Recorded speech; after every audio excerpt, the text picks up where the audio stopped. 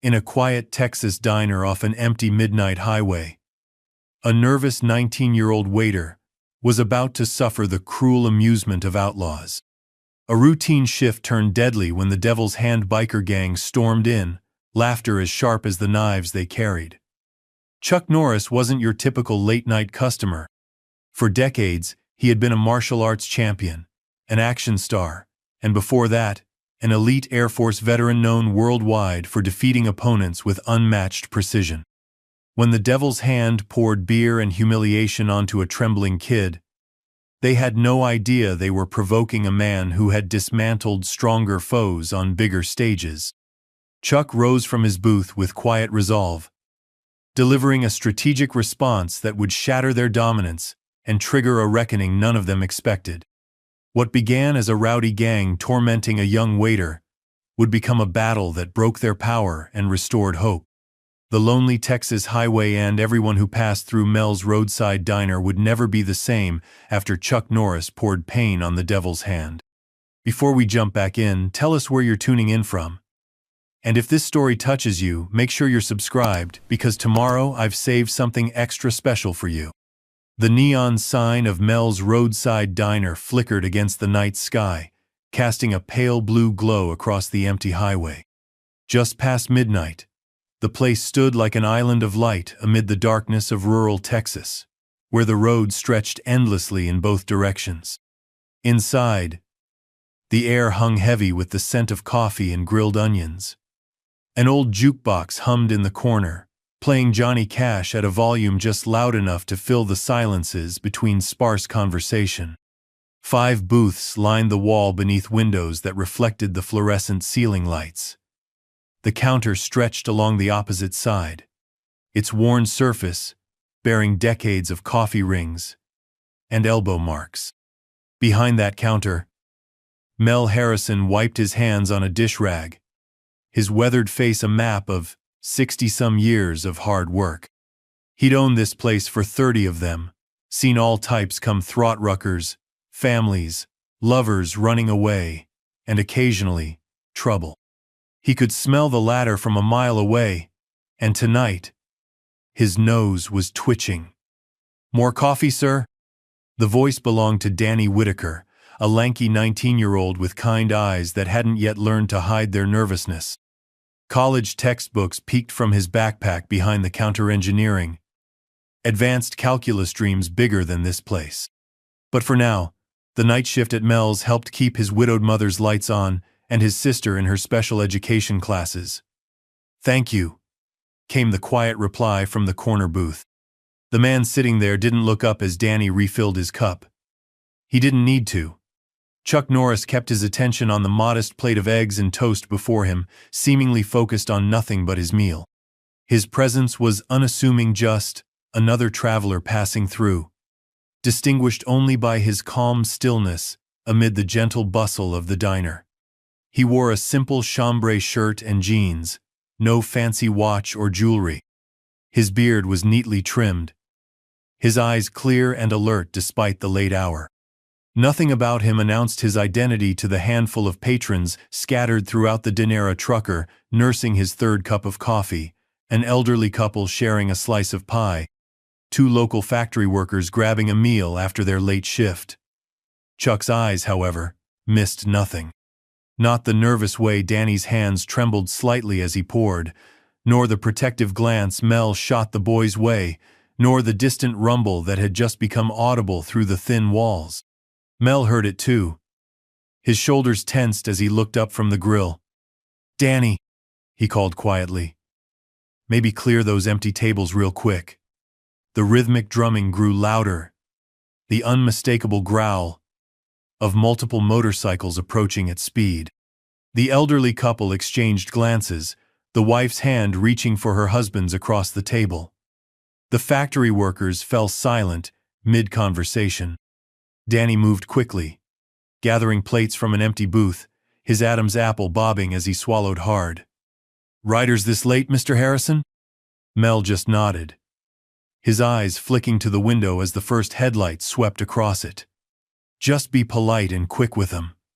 Probably just passing through." But his tone betrayed his doubt. Riders at this hour, coming in hot rather than just cruising by it, spelled trouble. Outside, engines roared before cutting abruptly. Shadows moved across the windows, 5, 6, then 8 figures. Laughter erupted, loud and deliberate. The kind meant to announce a presence rather than express joy. In his corner booth, Chuck took another bite of toast. His posture hadn't changed, but something shifted in his awareness, a predator's recognition of another predator entering its territory. He didn't look up when the door slammed open hard enough to rattle the blinds. He didn't need to. He already knew exactly what was coming. The first biker crashed through the door like he was breaking into a fortress rather than entering a business. Heavy-set and tall, with a wild beard and leather vest emblazoned with patches, he held the door open as 7 others strutted in behind him. They moved like they owned the place, boots stomping, voices loud, bodies taking up more space than necessary. Their leader came in last. Unlike the others, he moved with a controlled swagger. Leaner, younger, with sharp features and cold eyes. He wore his arrogance like a second skin. A jagged scar ran from his temple to his jaw, and the patches on his vest read, Devil's Hand MC, with Ripper beneath it. "Well, look at this cozy little shithole," Ripper announced, his voice cutting through Johnny Cash's gentle baritone. "Looks like we found ourselves a midnight snack, boys." The other bikers laughed on cue, spreading out through the diner. One shoved a chair with his boot. Another leaned too close to the elderly couple, eyeing the woman's pearl necklace with obvious interest. 2 more slid into a booth, kicking their feet up on the table. Mel straightened behind the counter, his face a careful mask. "Welcome to Mel's. What can I get for you gentlemen tonight?" Ripper smiled, but it didn't reach his eyes. "Gentlemen, he calls us. You hear that, boys? We're gentlemen now." He sauntered toward the counter, leather creaking with each step. "I'll tell you what, Mel. You can start by turning that sad-ass music off and getting us some real drinks." Danny stood frozen by the service station, empty plates still in his hands, eyes wide. "We serve food and coffee here," Mel replied evenly. "No alcohol license. Got sodas, milkshakes, and the best pie in 3 counties. Ripper's smile tightened. "That right?" He turned, scanning the diner slowly until his gaze fell on Danny. "What do you think, kid? Nothing stronger hiding back there for special customers?" Danny's mouth opened, then closed. "Just what Mr. Harrison said, sir." "Sir?" Ripper echoed, looking back at his crew. "You boys hear how polite everyone is in here? Sir this, gentlemen that." He stepped closer to Danny. "You look nervous, kid. We making you nervous?" In the corner booth, Chuck set down his fork with careful precision. His movements were unhurried as he reached for his napkin, wiping his mouth before taking another sip of coffee. His eyes never lifted, but his awareness expanded, cataloging positions, distances, angles. The elderly man slid cash beneath his plate and helped his wife to her feet. They moved cautiously toward the door, trying to be invisible. One of the bikers stepped deliberately into their path. "Leaving so soon?" he asked, looming over them. "Night's just getting started." "Please," the woman whispered, clutching her husband's arm. "We're just trying to get home." The biker grinned, revealing a gold tooth. "Maybe pay the exit tax first, Grandma." "That's a pretty necklace. Let them pass." Mel's voice carried from behind the counter, firmer now. Ripper raised an eyebrow. "Oh? You making the rules here, old man? In my diner?" "Yes." Mel's hands were flat on the counter, steadying himself.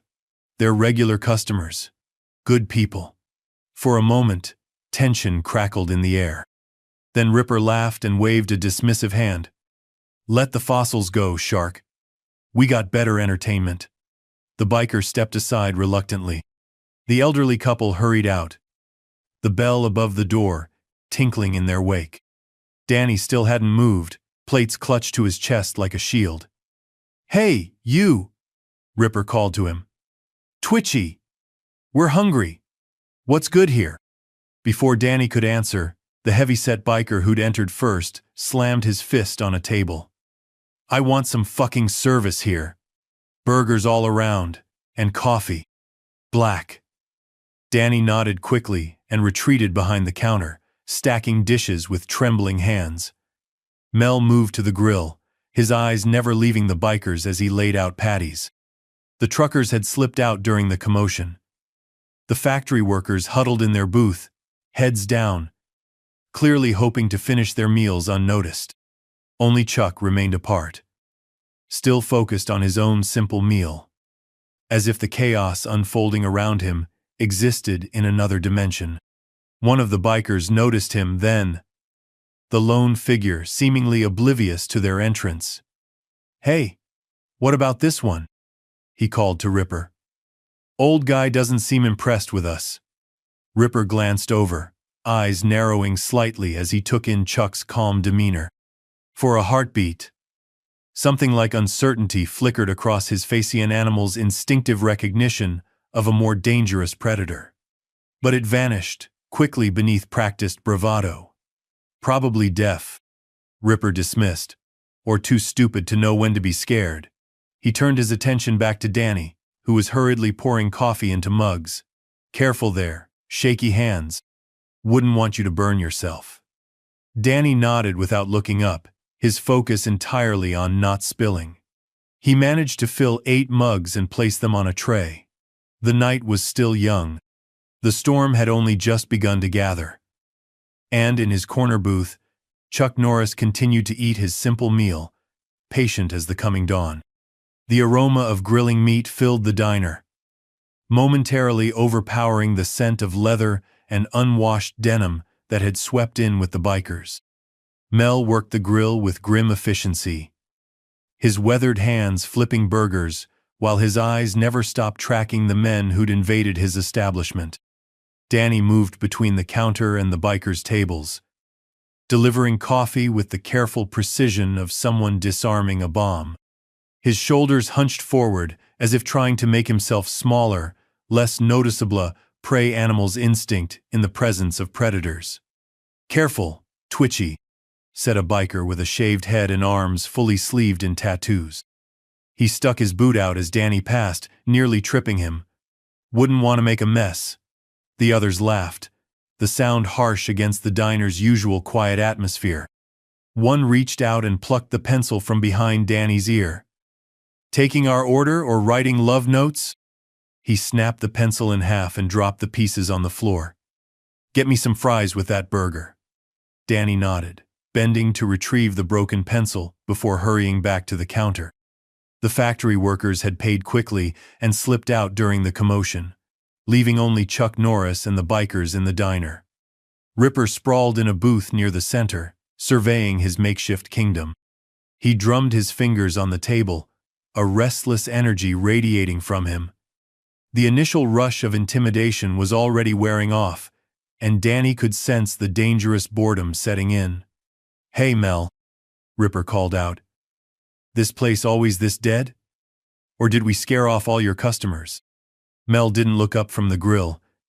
"Midnight on a Tuesday. It's about normal." "Normal," Ripper repeated, tasting the word like something bitter. "You hear that, boys? We've landed in normal USA." He laughed, and the others joined in dutifully. "I hate normal." One of the bikers, a wiry man with a patchy beard, slid into the booth across from Ripper. "We could liven things up." His eyes flicked toward Danny. "Kid looks like he could use some excitement in his life." Something cold slithered down Danny's spine as he felt their attention focus on him more intently. He busied himself arranging condiments on a tray, trying to become invisible through sheer concentration. Mel placed the first batch of burgers on plates. "Danny, orders up." Danny moved to retrieve them, grateful for the distraction. But as he reached for the plates, Ripper's voice cut through the air again. "So what's your story, Twitchy? You look like you should be hitting books, not slinging hash at midnight." Danny froze, trapped between the counter and the biker's attention. Just working my way through college, sir. College boy, Ripper said, exchanging glances with his companions. Hear that? We got ourselves a future doctor or lawyer serving us. What are you studying, kid? Engineering? Danny replied quietly, loading burgers onto his tray. Engineering, Ripper mimicked, his voice high and nasal. Gonna build bridges? Design fancy buildings while guys like us do the real work putting them up? Danny said nothing, focusing on balancing the tray as he lifted it. In his corner booth, Chuck set his empty coffee cup down with quiet precision. His meal was finished, the plate pushed slightly away. Still, he made no move to leave. His stillness was not the forced rigidity of fear, like the factory workers who had fled, but the patient observation of someone reading a situation with expert eyes. Ripper's attention shifted suddenly to Chuck. What about you, old-timer? You got something to say?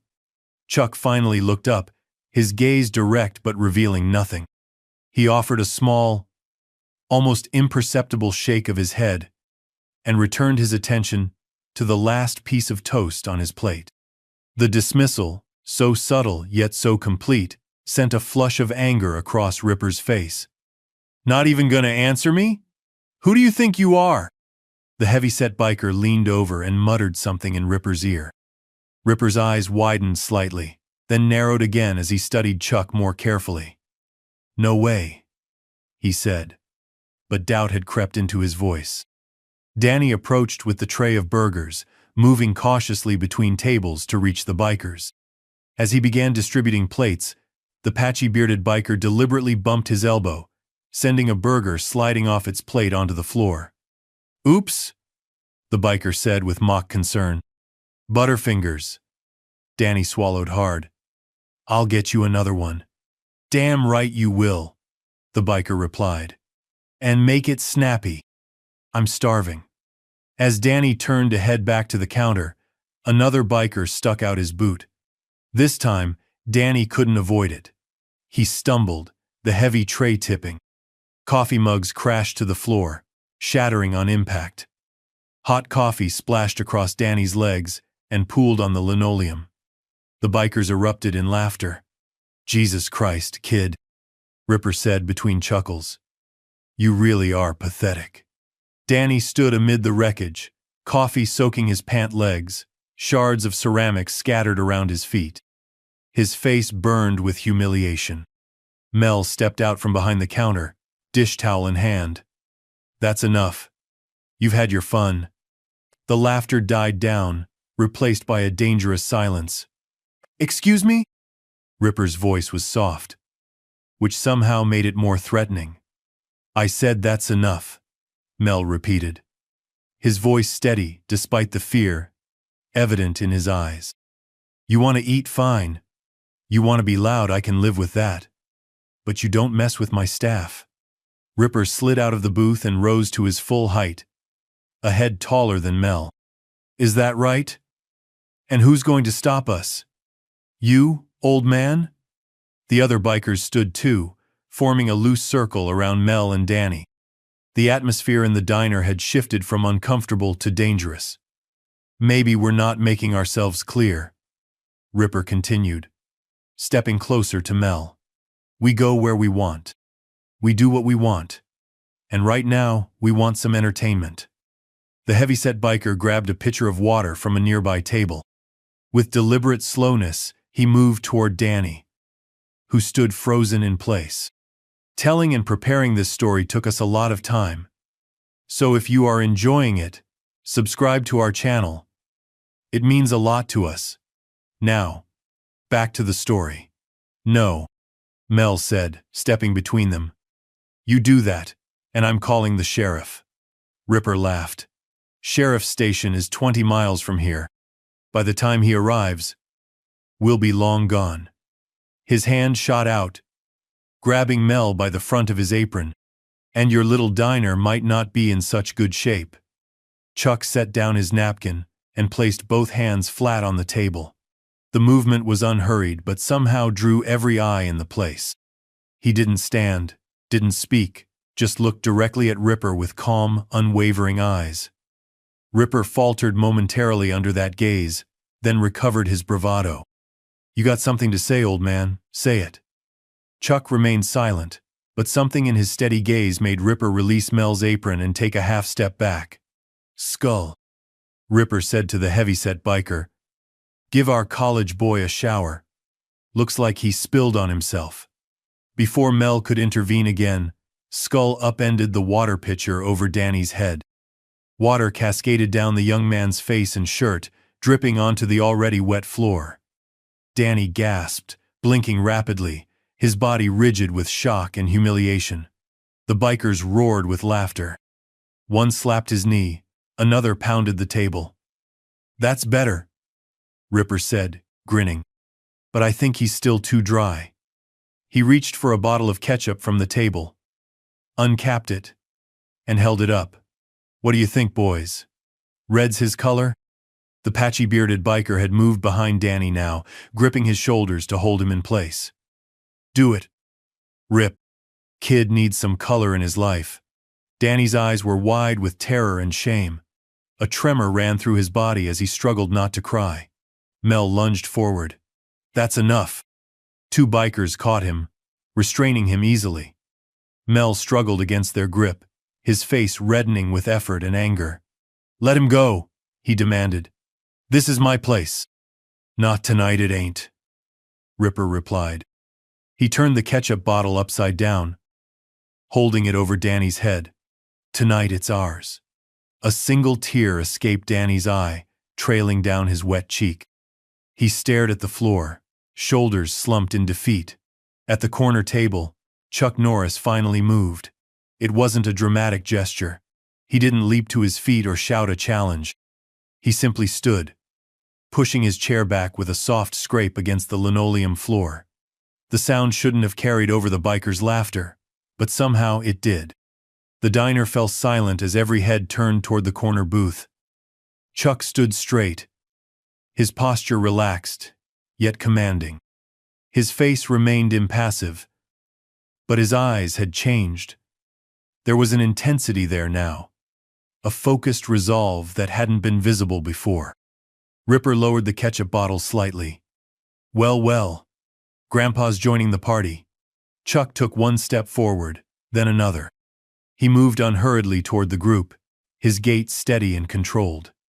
"You got something to say?" Ripper challenged, his voice carrying a slight edge of uncertainty now. Chuck stopped a few feet away. He looked at Danny, then at Mel, then finally at Ripper. When he spoke, his voice was quiet but carried throughout the diner. "Let the boy go." The words hung in the air, simple yet weighted with authority. It wasn't a request or even a demand, it was a statement of what was about to happen. Ripper blinked, then forced a laugh. "Or what, old-timer? You gonna make us?" Chuck didn't answer. He didn't need to. The calm certainty in his eyes said everything necessary. For a moment, the diner balanced on a knife's edge of tension.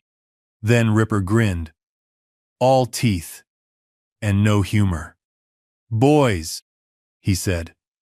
"Looks like we got a hero." The fluorescent lights hummed overhead, casting harsh shadows across the scene frozen in the center of Mel's diner. Ketchup dripped slowly from the bottle in Ripper's hand. Danny stood rigid, water still trickling from his soaked hair down the back of his neck. Behind the counter, the neglected burgers began to smoke slightly on the grill. Ripper's grin widened as he looked. "Chuck." Up and down. "I was getting bored anyway," he said, handing the ketchup bottle to a nearby biker. "This might actually be fun." Chuck hadn't moved, his stance casual yet balanced, hands loose at his sides.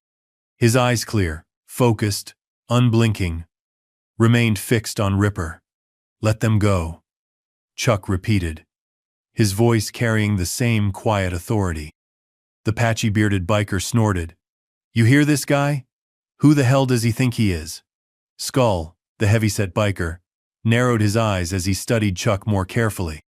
"Hang on. I think I know this dude." He tilted his head, frowning. He looks like that guy from the movies. A ripple of recognition moved through the group. The biker holding Danny loosened his grip slightly, distracted by this new development. Chuck Norris? One of them said, sounding uncertain. No way. Ripper's expression flickered between doubt and disdain. Don't be stupid. What would Chuck Norris be doing in this dump? Chuck didn't confirm or deny his identity. It didn't matter. Names were irrelevant to what was about to happen. Danny took advantage of the distraction to pull free, stumbling away from his captor and retreating behind the counter where Mel stood. The older man put a protective arm around the boy's shoulders, his eyes never leaving the confrontation unfolding in his diner. Ripper took a step toward Chuck, closing the distance between them. He stood several inches taller, his leather vest creaking as he squared his shoulders. I don't care if you're Chuck Norris or Jesus Christ himself, he said, voice low and menacing. This is our place now, and we're not done having fun. Behind him, the other bikers spread out in a loose semicircle, hands flexing, bodies tensing for action. The atmosphere in the diner crackled with violent potential. Chuck's expression remained unchanged. There are two ways this can go, he said calmly. You leave now, no one gets hurt. Or you leave later. Your choice. Ripper's face darkened. How about a third option? You mind your own business, old man. Or you won't be leaving at all. He reached into his vest and withdrew a switchblade, the steel catching the fluorescent light as the blade snapped open. Last chance, Ripper said, his voice dropping to a growl. Sit down and shut up. Chuck's gaze shifted briefly to the knife, then back to Ripper's eyes. Something changed in Chuck's stancia. Subtle shift of weight, an almost imperceptible squaring of his shoulders. It wasn't much, but it transformed him. The quiet diner patron was gone, replaced by something else, entirely a predator who had decided to stop observing and start acting. I was hoping you'd be smarter, Chuck said, genuine regret in his voice. Ripper lunged forward, knife slashing in a vicious arc toward Chuck's midsection. What happened next occurred so quickly that Danny, watching wide-eyed from behind the counter, would later struggle to describe it. One moment Ripper was attacking, confidence written across his face. The next, he was on one knee, his empty hand twisted at an unnatural angle, the knife clattering across the floor where Chuck had sent it with a flick of his wrist. Ripper's face registered shock before contorting with rage and pain. Get him, he snarled. The bikers surged forward as one. Skull swung a massive fist at Chuck's head. The patchy-bearded biker grabbed a chair, hoisting it as a makeshift weapon. Two others converged from the sides, looking to overwhelm Chuck with numbers. Chuck moved like water fluid. Efficient. Unstoppable. He sidestepped Skull's punch with such precise timing that the big man's momentum carried him forward into one of his companions, sending both crashing into a table. The chair swung at his head, met only air as Chuck ducked beneath it, then rose to deliver two lightning-fast strikes to the wielder's solar plexus. The biker dropped the chair and folded over, gasping for breath that wouldn't come. One of the flanking bikers grabbed Chuck's shirt from behind. Without looking back, Chuck caught the man's wrist, twisted, and used the biker's own momentum to flip him over his shoulder.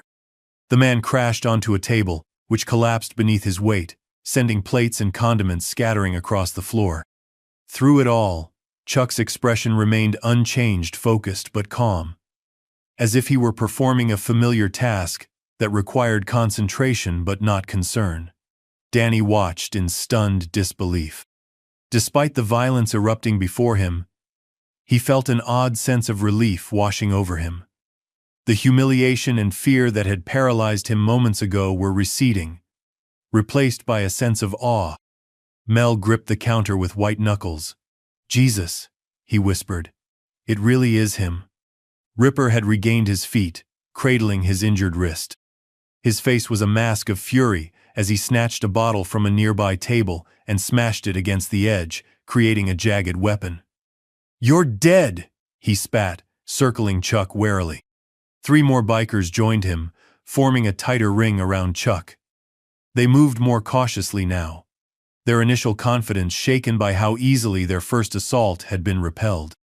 Chuck turned slowly, keeping them all in view. His breathing remained steady, his movements economical. When he spoke, his voice was as calm as if he were discussing the weather. "It doesn't have to go this way," he said. "Walk out now. No one has to get seriously hurt." Ripper's response was a savage lunge with the broken bottle. Chuck deflected his arm with a forearm block, then delivered a precise strike to Ripper's elbow that made the joint buckle. The bottle dropped from suddenly nerveless fingers as Ripper howled in pain. 2 bikers attacked simultaneously from opposite sides. Chuck dropped to one knee, letting a wild haymaker pass over his head, then rose with palm strike that lifted one attacker off his feet. As the man fell backward, Chuck pivoted smoothly to block a kick from the second attacker, caught the extended leg, and swept the biker's supporting foot from under him. The man crashed to the floor with bone-jarring force. Skull charged like a bull, head down, massive arms outstretched to grapple. Chuck waited until the last possible moment, then stepped aside while extending his foot. The simple trip, combined with Skull's momentum, sent the big man careening into the counter. He hit it with enough force to crack the laminate surface before sliding to the floor in a dazed heap. The remaining bikers hesitated, looking at each other uncertainly. What had begun as easy entertainment had transformed into something else. Entirely a systematic dismantling of their supposed strength by a man who hadn't even raised his voice. Ripper, clutching his injured arm, backed toward the door. "This isn't over," he snarled. "Not by a long shot." Chuck met his gaze steadily. "It can be. Right here. Right now. Your choice." Something in Chuck's calm certainty seemed to further enrage Ripper. He looked around wildly, then spotted Danny watching from behind the counter. A cruel smile twisted his features. "The kid," he said, jerking his chin toward Danny. "Grab him." 2 bikers moved toward the counter. Mel stepped in front of Danny, grabbing a spatula from the gorilla pathetic weapon, but all he had. "Stay back," he warned, his voice thin with fear but determined. Chuck moved so quickly he seemed to blur. One moment he was facing Ripper. The next he stood between the approaching bikers and the counter. His hands had finally closed into fists. "No," Chuck said, and that single word carried such weight that the bikers stopped in their tracks. Ripper's face contorted with rage and frustration. The control he'd established through intimidation was slipping away with each passing second. In desperation, he reached behind his back and pulled out a snub-nosed revolver. "Enough!" he shouted, his voice cracking slightly. "Nobody moves." The atmosphere in the diner shifted instantly. The chaotic brawl froze as the bikers backed away from the gun, leaving Chuck standing alone in the center of the room. Ripper pointed the revolver at Chuck's chest, his hand trembling slightly. "Not so tough now, are you? All your fancy moves don't mean shit against this." Chuck's expression remained unchanged. If anything, a hint of sadness crossed his features. "Put it away," he said quietly. "You use that. There's no going back." Ripper laughed. A high, strained sound.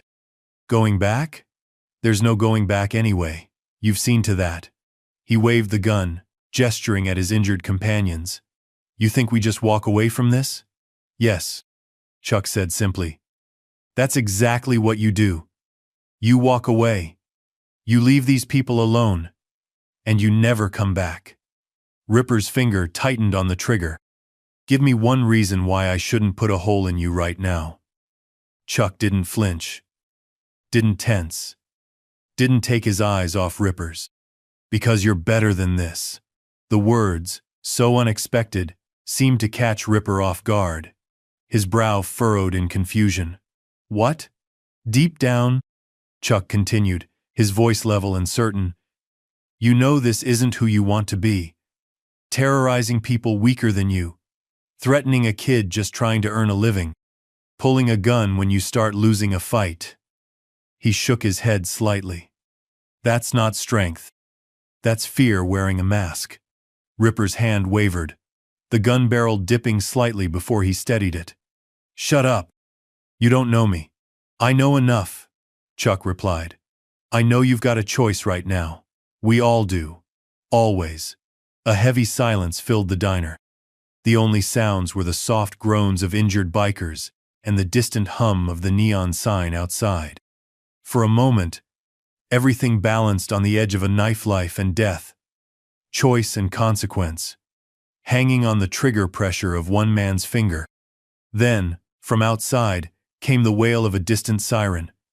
Ripper's head snapped toward the sound, his eyes widening. "Cops?" He glared at Mel. "You called them?" Mel shook his head, looking as surprised as everyone else. The patchy-bearded biker, now leaning against a table and holding his ribs, spoke up. "Highway patrol makes rounds on this stretch Tuesday nights, regular as clockwork." Ripper's face showed naked calculation as he weighed his options. The gun remained pointed at Chuck, but his resolve was clearly wavering. "This isn't over," he said finally, backing toward the door. "You hear me? This is not over." Chuck stood motionless, watching him retreat. "It can be," he said again. "Your choice." The remaining bikers helped their injured companions to their feet, casting wary glances at Chuck as they backed toward the exit. Ripper was the last to leave, the gun still extended before him until he reached the door. There, he paused for one final threat. "I'll remember your face, old man. And I'll find you." Chuck's response was quiet, but carried clearly across the wreckage of the diner. "No, you won't." The certainty in those 3 words seemed to unnerve Ripper more than any threat could have. He backed through the door, letting it swing shut behind him. Moments later came the roar of motorcycles starting up, then fading as the gang sped away into the night. In the sudden quiet of the diner, Danny let out a shaky breath he hadn't realized he was holding. Mel slumped against the counter, the adrenaline that had kept him upright now draining away. Chuck surveyed the damaged, dispassionate overturned tables, broken dishes, spilled food. His gaze came to rest on Danny, still dripping from the water that had been poured over him. "You all right, son?" Chuck asked. Danny nodded, unable to find his voice. The wail of the siren grew louder, then cut off abruptly as a patrol car pulled into the parking lot, its lights washing the diner in alternating red and blue. Chuck turned to Mel.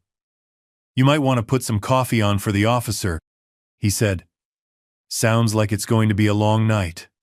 The highway patrolman, Officer Davis, according to his nameplate, served the devastation of Mel's diner with a low whistle. Overturned chairs lay scattered across the linoleum floor. Broken dishes and food created an abstract painting of chaos. The corner of the counter was cracked where Skull had crashed into it. The air still hung heavy with tension, as if the violence that had erupted minutes ago had left an invisible residue. "And you say it was 8 of them?" Davis asked, flipping open his notepad. He was young, maybe 30, with the wary eyes of someone who'd seen enough to know how quickly situations could turn bad. Mel nodded, handing the officer a mug of fresh coffee. "Devil's Hand, MC, according to their patches." Leader called himself Ripper. "Had a scar here." He traced a line from his temple to his jaw. Davis's expression darkened. "I know them. They've been causing trouble up and down the interstate for months. Based out of Riders Creek, about 40 miles east." He took a sip of coffee and glanced at Danny, who sat wrapped in a tablecloth Mel had found to replace his soaked shirt. "You okay, son?" Danny nodded, though his hands still trembled slightly. "Yes, sir." "And you're saying one man took on all 8 of them?" Davis looked skeptical as he turned toward Chuck, who stood quietly by the window, gazing out at the empty highway. "That right, sir?" Chuck turned, his face impassive. "They didn't leave me much choice." Davis studied him for a long moment, recognition slowly dawning in his eyes. "Hold on. Aren't you just passing through?" Chuck interrupted gently. "Stopped for a late dinner." The officer opened his mouth as if to pursue the question, then seemed to think better of it. He returned his attention to his notepad. "And one of them pulled a gun?" Mel nodded grimly. "Would have used it too, if not for," he gestured toward Chuck. "For the sirens," Chuck corrected smoothly. "Good timing on your part, officer." Davis looked between them, clearly sensing there was more to the story. "Uh-huh." He made another note, then snapped his notebook closed. "Well, I'll put out an APB on the gang. With any luck, we'll pick them up before they cause more trouble." He hesitated, then added, "But I wouldn't count on it. These guys are slippery, and they've got friends in Riders Creek." The bell above the door jingled as it swung open. Everyone tensed, but it was only the elderly couple who had fled earlier. The old man held the door for his wife, both peering cautiously inside. "Is it safe to come back?" the woman asked. "We left our car. Thought we'd wait down at the gas station until—" Her voice trailed off as she took in the destruction. "They're gone, Martha," Mel assured her. "You can get your car." The old man stepped forward, his weathered face creased with concern. "We called the sheriff from the gas station. He should be here soon." His eyes found Chuck, and a glimmer of recognition crossed his features. "Say, aren't you just helping clean up?" Chuck said, already bending to right an overturned chair.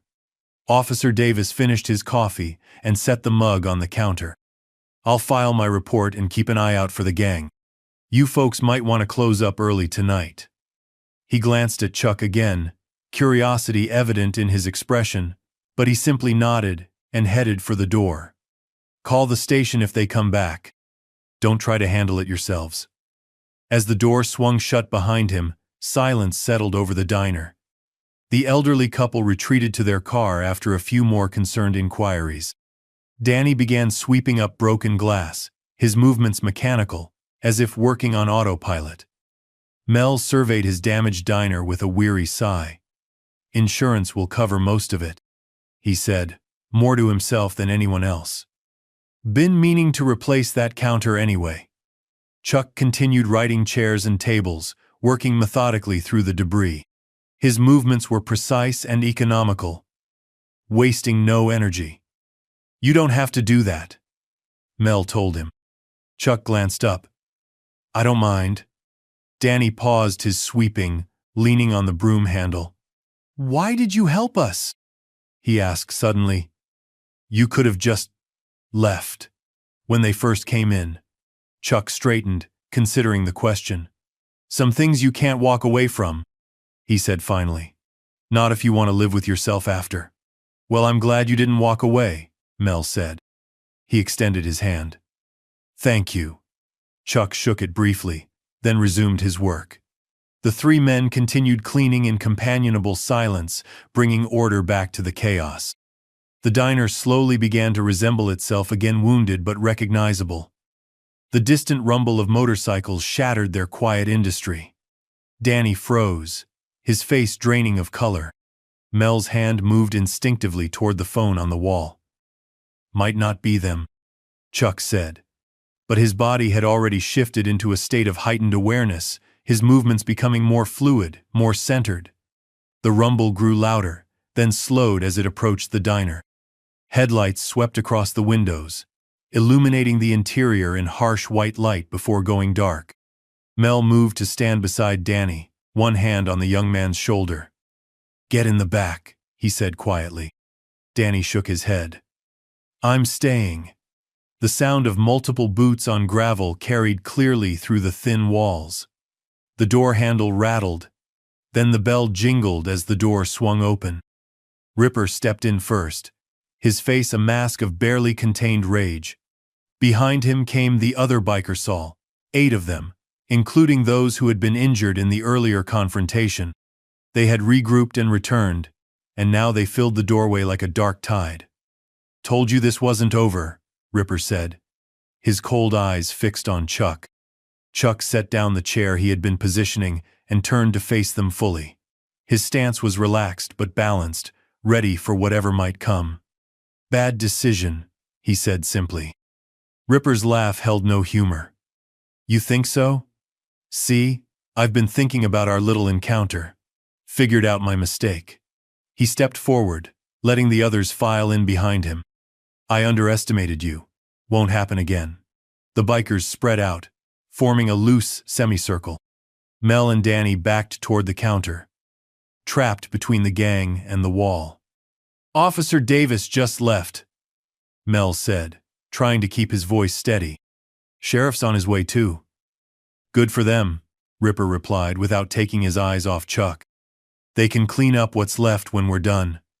Chuck remained still, his expression unchanged. "Last chance," he said quietly. "Walk away." Something shifted in Ripper's face, a flicker of uncertainty quickly masked by bravado. 8 against 1, old man. You do the math." "I have," Chuck replied. "The numbers don't favor you." A ripple of unease passed through the bikers. Despite their superior numbers, the memory of how easily Chuck had dispatched them earlier was clearly still fresh. Ripper sensed their hesitation and snarled. "He got lucky before.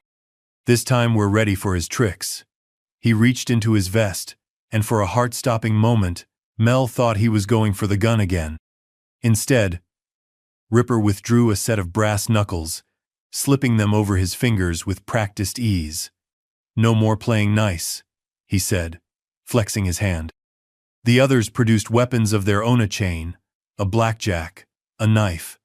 The stakes had risen dramatically since their first encounter. Chuck took in the arsenal arrayed against him with a calm assessment.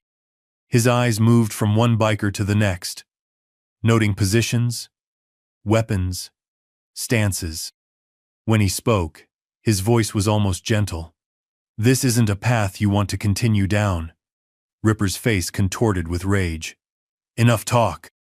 He lunged forward, brass knuckles gleaming under the fluorescent lights.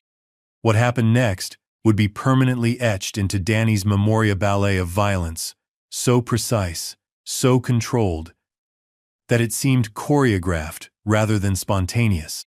Chuck sidestepped Ripper's charge with such perfect timing that the biker's momentum carried him past his target. As Ripper stumbled to regain his balance, Chuck delivered a precise strike to the back of his knee that sent him crashing to the floor. The other bikers surged forward as one, weapons raised. Chuck moved to meet them, his body flowing like water between their attacks. A chain whistled through the air where his head had been a moment before. A knife thrust met empty space as he pivoted away. A wild swing with the blackjack found only air. Chuck's counterstrikes were devastatingly effective. Each movement connected with surgical precision, a palm heel to a solar plexus that left one biker gasping for breath, an elbow strike that numbed another's arm, causing the knife to clatter to the floor, a sweep that took the legs out from under a third. He never seemed to hurry, yet he was always exactly where he needed to be, a half-second ahead of each attack. There was an economy to his movements that made the biker's wild swings look wasteful and amateurish by comparison.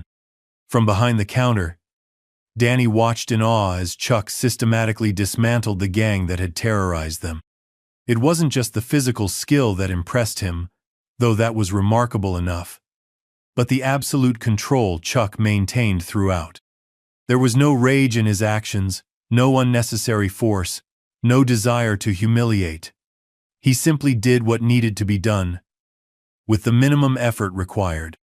Ripper had regained his feet and circled around, trying to catch Chuck from behind while he dealt with the others.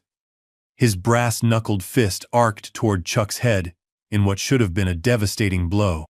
Without seeming to look, Chuck ducked at precisely the right moment. Ripper's swing carried him forward, off balance. Chuck caught his extended arm, twisted, and used Ripper's own momentum to flip him over his shoulder.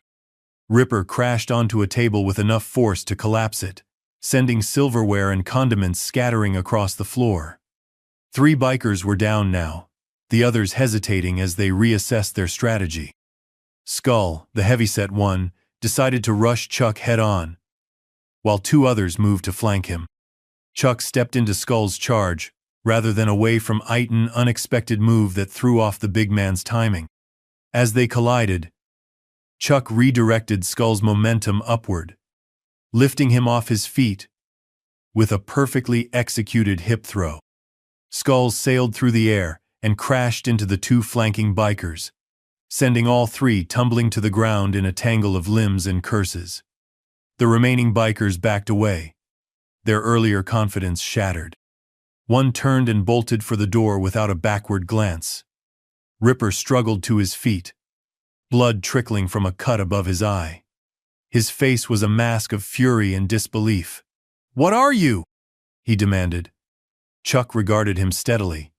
"Just a man who's trying to have a quiet dinner." Something in Chuck's calm demeanor seemed to enrage Ripper further. With a roar of frustration, he charged again, swinging wildly with the brass knuckles. Chuck caught his wrist in mid-swing, applied pressure to a specific point, and the brass knuckles fell from suddenly nerveless fingers. A quick twist turned Ripper around, his arm locked behind his back in a hold that had him rising to his tiptoes to avoid having his shoulder dislocated. "It's over," Chuck said quietly, close to Ripper's ear. "Accept it." For a moment, Ripper continued to struggle, his face contorted with rage and pain. Then, gradually, the fight seemed to drain out of him. His shoulders slumped, his resistance faded. Chuck released him with a small push that sent him stumbling forward. Ripper caught himself against the counter, breathing heavily, his back to Chuck. The remaining bikers watched warily, waiting to see what their leader would do. The atmosphere in the diner crackled with tension and uncertainty. Slowly, Ripper turned. His face had undergone a transformation, the arrogance stripped away, replaced by something darker, more desperate. His hand moved to the small of his back, and when it reappeared, it held the snub-nosed revolver. "Enough," he said, his voice tight with fury. "Enough of this." The gun wavered between Chuck and the counter, where Mel and Danny stood frozen. Ripper's eyes darted back and forth, calculating, desperate. "Put it down," Chuck said, his voice calm but firm. "You don't want to add murder to your problems." Ripper's laugh was harsh and brittle. "My problems? You've got no idea, old man." The gun steadied, pointing directly at Chuck's chest. "On your knees. Now." Chuck remained standing, his gaze fixed on Ripper's. "No." The simple refusal seemed to catch Ripper off guard. He blinked, momentarily uncertain. Then his face hardened again. "I'll shoot you where you stand." "You'll try," Chuck acknowledged. "But ask yourself what happens after. Even if you succeed, which isn't as certain as you think, what then? Police are already on their way. Witnesses have seen your faces, your bikes, your colors. This doesn't end well for you." Doubt flickered across Ripper's features. The gun dipped slightly, then steadied again. "Shut up. Just shut up and get on your knees." Chuck took a single step forward. "No." Ripper's finger tightened on the trigger. Sweat beaded on his forehead. His breathing came in short, sharp bursts. "Last chance," he warned, voice cracking. Chuck took another step. "For you, yes," he agreed. "It is." Time seemed to stretch, each second expanding to contain a lifetime of choice and consequence. The fluorescent lights buzzed overhead. Someone's ragged breathing. It might have been Danny's, or Mel's, or one of the downed bikers provided a counterpoint to the tense silence.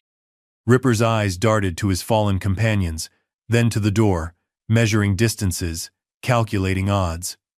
The gun trembled almost imperceptibly in his grip.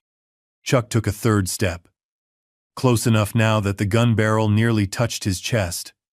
"Make the right choice," he said quietly. For once. Something broke in Ripper's expression. Not surrender exactly, but a recognition of inevitability. The gun lowered slowly to his side. "This isn't over," he said. But the words lacked conviction. "Yes," Chuck replied, with quiet certainty. "It is." The wail of sirens in the distance punctuated his words like an exclamation point. Red and blue lights flashed through the windows as multiple vehicles pulled into the parking lot. Ripper looked around at his fallen gang, at the destruction they had caused, at the man who had so thoroughly defeated them. For the first time, uncertainty replaced arrogance in his eyes. Chuck stepped back, giving him space. "Your choice," he said one final time. "Right here. Right now." Ripper stared at him for a long moment, then slowly, deliberately, placed the gun on the counter. Without a word, he turned and walked toward the door, shoulders slumped in defeat. The remaining bikers followed, helping their injured companions to their feet. They filed out silently, all bravado gone, leaving only the wreckage of their failed intimidation behind. As the door swung shut behind them, Danny let out a breath he hadn't realized he was holding. Mel slumped against the counter, relief washing over his weathered features. Outside, voices shouted commands. Car doors slammed. The bikers were being detained by the arriving officers. Inside the diner, Chuck calmly picked up the revolver from the counter, removed the bullets, and set both safely aside for the police. Then he returned to righting an overturned chair, as if nothing extraordinary had happened. "You knew he wouldn't shoot," Mel said, half statement, half question. Chuck considered this as he straightened a table. "I knew he had a choice," he corrected gently. "We all do. Always." Danny stared at him, eyes wide with admiration and something like wonder. How did you know what to do? With all of them coming at you at once?" Chuck's expression softened slightly. "Practice," he said simply. "And perspective." Before Danny could ask what he meant, the door burst open again. Sheriff Wilson strode in, hand on his holstered weapon, taking in the scene with practiced eyes. Two deputies followed, alert and wary. "Everyone all right in here?" the sheriff demanded. Mel nodded. "We are now." Wilson surveyed the destruction, then looked at Chuck with narrowed eyes. "I'm told one man took on the entire Devil's Hand gang. That true?" Chuck shrugged modestly. "They weren't very organized." The sheriff's weathered face cracked into a reluctant smile. "Guess not." He studied Chuck more carefully, recognition dawning. "Say, aren't you just passing through?" Chuck interrupted gently. "Stopped for dinner." Wilson looked like he wanted to pursue the question, but instead he jerked his head toward the door. "We've got the gang outside. Going to need statements from all of you." "Of course," Mel agreed. "Whatever you need." As the sheriff turned to leave, he paused and looked back at Chuck. "1 man against 8, he said, shaking his head. "That's quite a story." Chuck met his gaze steadily. "Sometimes 1 is all it takes." The sheriff nodded slowly, understanding more than had been said. Then he pushed through the door, leaving them alone again in the battered diner. Danny picked up his broom, then set it aside, and approached Chuck hesitantly. "I just wanted to say thank you for stepping in, for not letting them." He swallowed hard. "Well, you know." Chuck placed a hand briefly on the young man's shoulder. "You held your ground," he said. "That takes courage." Danny flushed with pride at the simple words, standing a little straighter. Outside, engines started as patrol cars began to leave, presumably taking the bikers into custody. The crisis had passed, leaving in its wake a strange, almost peaceful quiet. Mel looked around at his damaged diner, then at Chuck, who had resumed cleaning without fanfare or complaint. "Can I get you anything?" he offered. On the house, of course. Least I can do. Chuck considered this for a moment, then nodded. Coffee would be nice. And maybe another slice of toast. Mel chuckled, the sound warming the battered space. Coming right up. As Mel moved behind the counter and Danny resumed sweeping, Chuck righted one last chair and sat down at the table he had occupied hours earlier. When the night was young and the diner peaceful. Outside, the neon sign flickered against the darkness. Inside, 3 men worked in companionable silence to restore order from chaos. Sometimes, Chuck reflected as he watched them, that was all anyone could do. One step at a time, one choice at a time. Creating islands of light in the surrounding darkness. Sheriff Wilson sat across from Chuck in a booth that had survived the night's chaos relatively intact. Between them lay a coffee-ringed statement form, filled out in Chuck's neat, economical handwriting. The sheriff studied it with pursed lips, then looked up at Chuck with undisguised curiosity. "So, you're really not going to admit who you are?" he asked, keeping his voice low enough that the deputies taking statements from Mel and Danny couldn't overhear. Chuck met his gaze evenly. "Does it matter?" Wilson considered this, then shook his head reluctantly. "Guess not. Statement's what counts." He tapped the paper with one blunt finger. "And this checks out with what the others said." He glanced around at the devastation of the diner.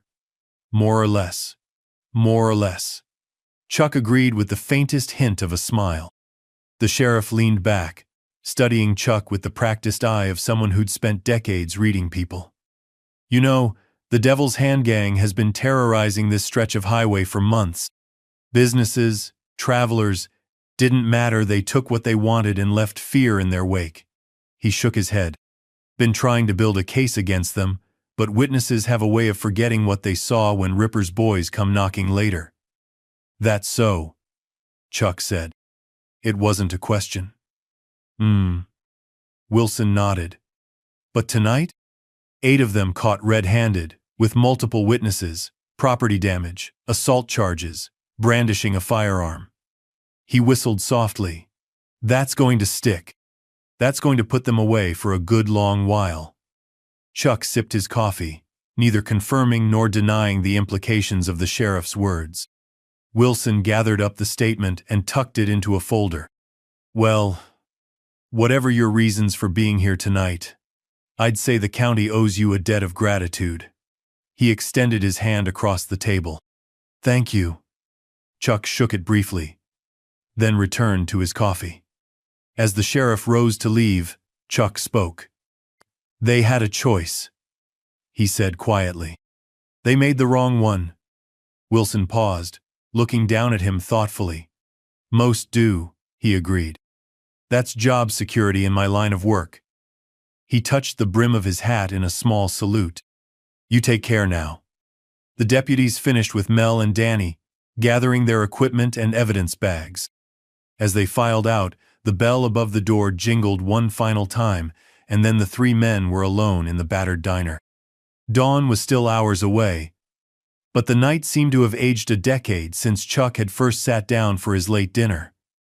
The fluorescent lights buzzed overhead, harsher now against the darkness outside.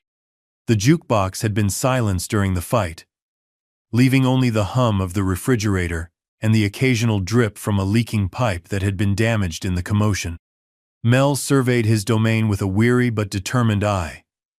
"Going to take some work to get this place back in shape," he said, more to himself than to the others. Danny had changed into a spare shirt Mel kept in the back, though he still looked bedraggled, his hair stiff with dried water and his eyes shadowed with exhaustion. Nevertheless, he moved with purpose as he gathered broken dishes into a garbage bag. "I'll help you rebuild, Mr. Harrison," he said. "We can fix it up better than before." Mel's weathered face softened as he looked at the young man. "I know you will, son." He glanced at Chuck, who had resumed his quiet work of setting the diner to rights. "Though I reckon we've had enough excitement for one night. Why don't you head on home, get some rest?" Danny hesitated, looking around at the work still to be done. "You sure?" I don't mind staying. Go on, Mel insisted gently. Your mama will be wondering where you are. We'll tackle this fresh tomorrow. After a moment's more hesitation, Danny nodded. He set down the garbage bag and retrieved his backpack from behind the counter. As he shrugged it on, he paused beside Chuck. Thank you, he said simply. For everything. Chuck looked up from the table he was wiping down. You're going to make a fine engineer someday, he said quietly. Danny blinked in surprise, then smiled the first genuine smile since the bikers had entered the diner hours earlier. Yes, sir. I plan to. With a final nod to Mel, Danny pushed through the door and out into the night. Through the window, they watched him mount an old bicycle and pedal away, his silhouette soon swallowed by darkness. Mel moved behind the counter and began wiping it down with slow, circular motions. He's a good kid, he said. Works hard. Smarter than anyone in his family ever was, that's for sure. He glanced up at Chuck. Thanks for stepping in. For him. For all of us. Chuck nodded once, acknowledging the thanks without dwelling on it. He continued his methodical cleaning, moving through the diner with the same economy of motion he had displayed during the fight. Nothing wasted, nothing showy, just what needed to be done. They worked in companionable silence for a while, bringing order back to chaos, one small task at a time. Eventually, Mel paused, leaning on the counter with both hands. You know, he said, I've been running this place for 30 years. Seen all kinds come through those doors. Good folks, bad folks, those just passing through. He looked up at Chuck. But I've never seen anyone like you. Chuck continued arranging chairs around a table he had righted. Just a man having dinner, he said mildly. Mel snorted. Right. Just a man who took on 8 armed bikers without breaking a sweat. He shook his head. I'm not asking for your life story. Just saying. It's not every day you see someone stand up like that. Especially for strangers. Chuck straightened, considering his words carefully. Sometimes all it takes is one person willing to do what's right, he said finally. Not because it's easy. Not because they'll win. But because it's right. Mel studied him for a long moment, then nodded slowly. Wish there were more like you out there. There are, Chuck assured him. More than you might think. The conversation lapsed back into silence as they continued their work. Outside, the night sky had begun to soften, the pitch black giving way to the deep blue that precedes dawn. Inside, the diner was gradually transforming, still wounded, but no longer chaotic. Tables stood upright, chairs in their places. The larger debris had been cleared away, leaving only the finer cleaning to be done. Chuck paused by the window, looking out at the empty highway. His reflection stared back at him, steady eyes in a face that had seen much but revealed little. Behind him, Mel cleared his throat. So? What now? For you, I mean. Chuck turned. Finish my coffee, he said with the faintest hint of a smile. Then back on the road. Just like that? Mel asked, surprised. After everything that happened? Chuck nodded. Just like that. Mel hesitated, then asked the question that had been on his mind all night. Why? Why did you step in? You could have walked away when they first came in. Could have minded your own business. Chuck was quiet for a long moment, his gaze turning inward, as if consulting some private wisdom. When he spoke, his voice was soft but clear. There's a story, he began, about a man walking along a beach after a storm. Thousands of starfish had washed ashore, stranded by the tide. He noticed another man picking them up one by one and throwing them back into the ocean. He paused, looking out at the lightening sky. The first man said, "Why bother? There are thousands. You can't possibly make a difference." The second man bent down, picked up another starfish, and tossed it into the waves. Made a difference to that one, he said. Chuck turned back to Mel. Sometimes, that's all we can do. Make a difference where we are, when we can, with what we have. Mel absorbed this, nodding slowly. I suppose that's true. It's enough, Chuck said simply. They finished their work in silence, each lost in his own thoughts. By the time they were done, the sky outside had lightened to the pale gray of early morning. Birdsong drifted in through a cracked window. Nature's reminder that life continues regardless of human drama. Mel brewed a fresh pot of coffee and poured 2 cups. He handed one to Chuck, who accepted it with a nod of thanks. They sat at the counter side by side, sipping quietly, 2 men who had weathered a storm together. Will they be back? Mel asked finally. The bikers, or others like them? Chuck considered the question. The ones from tonight? No. They've learned their lesson. He took another sip of coffee. As for others, there's always someone who mistakes cruelty for strength. Always someone who thinks intimidation equals respect. Not very comforting, Mel observed dryly. No, Chuck agreed. But there's always someone willing to stand against them too. Remember that part. Mel smiled faintly. I will. They finished their coffee as the first true light of dawn crept across the horizon, painting the sky in soft pinks and golds.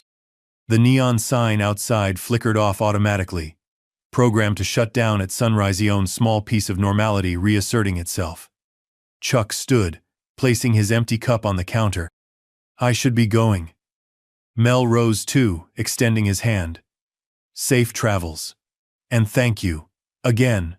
Chuck shook his hand firmly. Take care of Danny, he said. That boy's going places. Count on it, Mel assured him. Chuck turned toward the door, then paused. From his pocket, he withdrew a folded bill and placed it on the counter. For the meal, he explained. Mel stared at it in disbelief. After everything you did, you're still paying for dinner? Chuck's expression remained serious, but his eyes carried a hint of warmth. Best toast I've had in a long time. With that, he pushed through the door and out into the dawning day. Mel followed him to the threshold, watching as Chuck walked to a modest pickup truck parked at the far end of the lot. He climbed in without looking back, started the engine, and pulled onto the highway, heading east into the rising sun. Mel stood in the doorway long after the truck had disappeared from view. Something had changed during the night, not just in his diner, but in himself. A reminder, perhaps, of what courage looked like when it walked quietly through the world, asking nothing in return. With a small smile, he turned back to his battered but unbowed establishment. There was work to be done, a diner to rebuild, a new day to welcome. And in a world where men like Chuck Norris still roamed the highways, stopping for quiet meals in out-of-the-way places, there was hope. Sometimes, that was enough. 2 weeks later, Mel's roadside diner gleamed under the afternoon sun. The freshly painted sign cast no shadows yet, but soon the neon tubes would hum to life, beckoning travelers with promises of hot coffee and homemade pie. Inside, red vinyl booths lined the wall beneath windows that no longer rattled in their frames. The counter solid oak now instead of laminate gleamed under new pendant lights. Danny moved between tables with newfound confidence. The events of that night had changed him in subtle ways. He still carried the same textbooks in his backpack, but something in his bearing spoke of lessons learned beyond engineering manuals. The bell above the door jingled as Sheriff Wilson stepped in, removing his hat as he surveyed the renovated space. Place looks good, Mel, he said, settling onto a stool. Real good. Mel poured him coffee without asking. Insurance came through, and we had help. He nodded toward Danny. Boy's got a knack for design. Heard he's got a scholarship offer from state. Engineering program. Full ride, Mel confirmed, pride evident in his voice. Starts next fall. The sheriff nodded. That's why I stopped by. Got news I thought you'd want to hear." He leaned forward, lowering his voice. "Ripper and his boys, they're all going away for a while. Between 3 and 5 years." Mel let out a long breath. "That is good news. Gets better. Part of the deal is they forfeit their colors. Devil's Hand is officially disbanded." As if summoned, Danny approached with the coffee pot. "Refill, Sheriff?" Wilson held out his cup. "Thanks, son. Here, congratulations are in order." Danny flushed with pleasure. "Yes, sir. Still can't quite believe it." "Believe it?" Wilson said firmly. "You earned it." Danny's smile faltered slightly. "About that night. That man who helped us. Mr. Smith?" Wilson supplied, using the name Chuck had given. "Right. It was him, wasn't it? Chuck Norris." The sheriff took another sip of coffee. "Funny thing about legends. Sometimes they're just stories we tell ourselves. Other times," he trailed off, "other times they walk right through our door when we need them most." Danny nodded slowly. "I've been thinking about it a lot. Not just what he did, but how he did it. He wasn't angry. Wasn't showing off. Wasn't even afraid. He just knew what needed to be done and did it." "That's a rare quality," Wilson said. As dusk approached, Mel stepped outside to turn on the neon sign. It flickered to life, casting a warm blue glow across the parking lot, a beacon for travelers, a promise of respite. Inside, Danny gathered his books. "Think I can leave early, Mr. Harrison? Big test tomorrow." Mel waved him off. "Go on." Danny hesitated.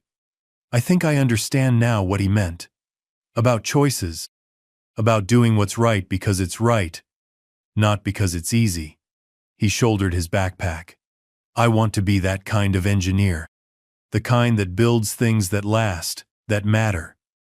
The kind that makes the right choices, even when they're hard." "I think you're well on your way," Mel said quietly.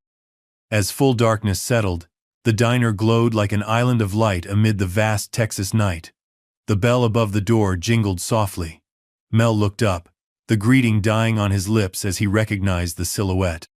Chuck Norris stood in the doorway, as unassuming as before. "Evening," he said simply.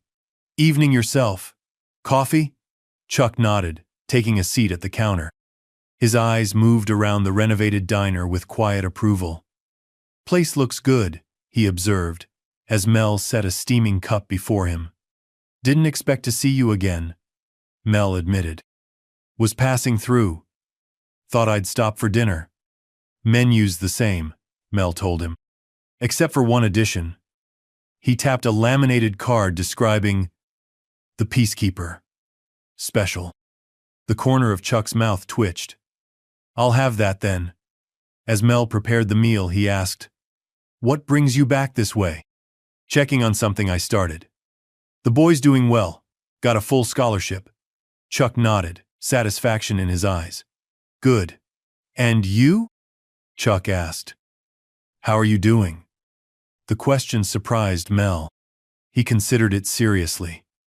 "Better," he said finally. "Different. That night, it showed me something I'd forgotten." "What's that?" "That one person can make a difference. One choice. One moment. One stand." Chuck inclined his head slightly. "Sometimes we all need reminding." As Chuck finished his meal, he reached for his wallet. Mel shook his head firmly. "Not a chance.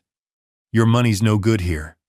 Chuck considered this, then nodded in acceptance. "Thank you." "No," Mel replied quietly. "Thank you." As Chuck rose to leave, Mel spoke again. "Can I ask you something? Why did you really come back?"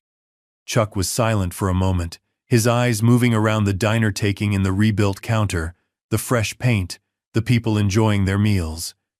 "To see," he said finally. "See what?" "If it took the lesson." Mel gestured around the renewed diner. "What do you think?" A rare, genuine smile crossed Chuck's face. "I think it did," He extended his hand. Mel shook it firmly. No more words necessary between them. Chuck turned and walked to the door. The bell jingled softly overhead. Safe travels, Mel called after him. Chuck paused in the doorway. You too, he said simply, and then he was gone. Mel watched through the window as Chuck's truck pulled away, merging into the stream of traffic that flowed endlessly east and west, carrying countless stories, countless possibilities. Outside, the neon sign cast its blue glow across the parking lot. A beacon in the Texas night. Inside, life continued changed, improved, more mindful of its fragility and its strength. And somewhere on the highway, a solitary truck headed into the darkness, carrying a quiet man to his next destination, his next meal, his next choice. Some would call him a legend, others, a hero. But in truth, he was simply a man who understood the most fundamental lesson of all: that true power comes not from noise or numbers, but from the quiet dignity of doing what's right, when it matters most. One person, one moment, one stand. Sometimes, that's all it takes to change everything. Up next, we have 2 more incredible stories that are waiting for you. Just click the image you want to watch, and it will take you there. If you enjoyed this video, make sure to subscribe. It would mean a lot.